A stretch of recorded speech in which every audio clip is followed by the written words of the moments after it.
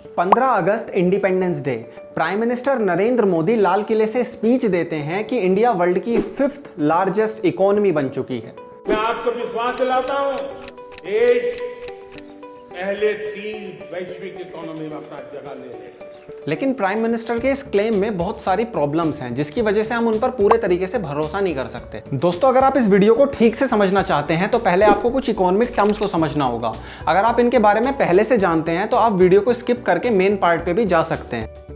GDP एक economic indicator है जो किसी भी कंट्री के एक फाइनेंशियल ईयर में हुए total final goods and services की मॉनेटरी वैल्यू को शो करता है। जैसे कि मान लीजिए इंडिया में एक साल में 3 लैपटॉप, 10 मोबाइल और 3 शूज प्रोड्यूस हुए, जिनकी फाइनल वैल्यू है 1 लाख रुपए। तो इस हिसाब से इंडिया की जीडीपी हुई 1 लाख रुपए। जीडीपी से हमें हमारी कंट्री की इकोनॉमिक हेल्थ के बारे में पता चलता है। और जीडीपी को कैलकुलेट करने के 2 तरीके होते हैं, नॉमिनल जीडीपी और रियल जीडीपी। नॉमिनल जीडीपी देश की रियल इकोनॉमिक पिक्चर को शो नहीं करता, क्योंकि इसके अंदर इन्फ्लेशन इंक्लूड होता है। आसान भाषा में कहें तो नॉमिनल जीडीपी महंगाई की वजह से बढ़ सकती है। मान लीजिए कि 2022 में भी 10 मोबाइल प्रोड्यूस हुए थे और 2021 में भी 10 ही मोबाइल प्रोड्यूस हुए थे, लेकिन 2022 में हुई महंगाई की वजह से 10 मोबाइल की कीमत 20,000 रुपए है। वहीं 2021 में यही 10 मोबाइल बस 17,000 के थे।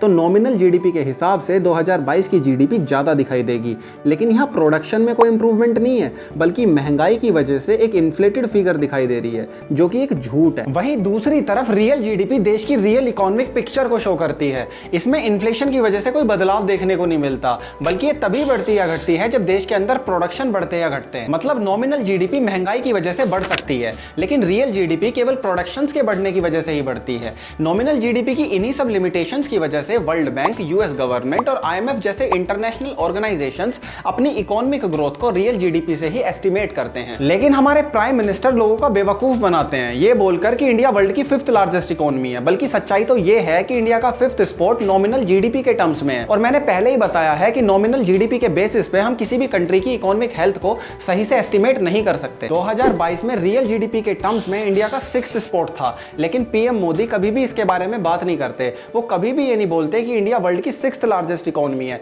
जो कि असलियत है। अपनी हर स्पीच में पीएम मोदी इंडिया की नॉमिनल जीडीपी से दूसरी इकोनॉमीज को कंपेयर करते हैं। आपने अक्सर प्राइम मिनिस्टर को ये कहते हुए सुना होगा कि जल्द ही इंडिया $5 ट्रिलियन इकोनॉमी बन जाएगा। लेकिन मैं आपको यह बताना चाहता हूं कि ये $5 ट्रिलियन का माइलस्टोन भी गवर्नमेंट ने नॉमिनल जीडीपी के टर्म्स में सेट किया हुआ है, ना कि रियल जीडीपी के टर्म्स में, जो कि हम महंगाई से भी अचीव कर सकते हैं। मान लीजिए कि साल 2024-25 में इंडिया में भारी इन्फ्लेशन देखने को मिलता है, चीजों के दाम बढ़ जाते हैं, तो हम 2024-25 में ही इस माइलस्टोन को अचीव कर लेंगे। लेकिन क्या ये एक रियल इकोनॉमिक ग्रोथ है? नहीं, बल्कि महंगाई की वजह से नॉमिनल जीडीपी बढ़ा हुआ नजर आ रहा है, जो कि एक फॉल्स पिक्चर है। हमारे पॉलिटिशियंस नॉमिनल जीडीपी का यूज करके लोगों को बेवकूफ बनाने की कोशिश कर रहे हैं, क्योंकि अगर नॉमिनल जीडीपी इतना क्लियर इंडिकेटर होता इकोनॉमिक ग्रोथ का, तो वर्ल्ड बैंक और आईएमएफ जैसे इंटरनेशनल ऑर्गेनाइजेशंस अपनी इकोनॉमिक हेल्थ को नॉमिनल जीडीपी से मेजर करते, ना कि रियल जीडीपी। 2022 में इंडिया की नॉमिनल जीडीपी $3.39 ट्रिलियन थी, वहीं रियल जीडीपी बस $3 ट्रिलियन थी। अब आप इस फिगर से इन्फ्लेशन का आराम से पता लगा सकते हैं। यकीन मानिए, अगर हमारी इकोनॉमिक हेल्थ इतनी ही अच्छी होती तो आज हमारे पॉलिटिशियंस रियल जीडीपी के बारे में बात कर रहे होते, ना कि नॉमिनल जीडीपी के बारे में। दोस्तों, फाइनेंस मिनिस्टर अक्सर इकोनॉमी के साइज की बात करती हैं, लेकिन कंट्री के लोगों का स्टैंडर्ड ऑफ लिविंग का पता इकोनॉमी के साइज से नहीं, बल्कि पर कैपिटा इनकम और टोटल आउटपुट से चलता है। और इंडिया की per capita income G20 countries में सबसे कम है। यहां तक कि मैक्सिको, ब्राजील, इंडोनेशिया, इटली जैसी कंट्रीज की पर कैपिटा इनकम हमसे कहीं ज्यादा है। हमारी गवर्नमेंट बेकार में लोगों को खुश करती रहती है ये बोलकर कि इंडिया G20 होस्ट कर रहा है, पर यह कभी नहीं बताती कि G20 में इंडिया एकमात्र ऐसी कंट्री है जिसकी पर कैपिटा इनकम सबसे कम है। जैसे कि आप देख सकते हैं कि इंडोनेशिया की जीडीपी पर कैपिटा इनकम $12,410 है और इंडिया की जीडीपी पर कैपिटा बस $7,096 ही है। इंडिया की पर कैपिटा इनकम बांग्लादेश से भी कम है। ये सब जानने के बाद क्या आपको लगता है कि हम एक अमृत काल में जी रहे हैं, जिसकी चर्चा अक्सर फाइनेंस मिनिस्टर करती रहती है? इंडिया की लो पर कैपिटा इनकम की प्रॉब्लम और भी ज्यादा कॉम्प्लिकेटेड हो जाती है जब हम इनकम डिस्ट्रीब्यूशन की तरफ देखते हैं। इंडिया में 21.7% नेशनल इनकम इनकम टॉप 1% लोगों के पास चली जाती है,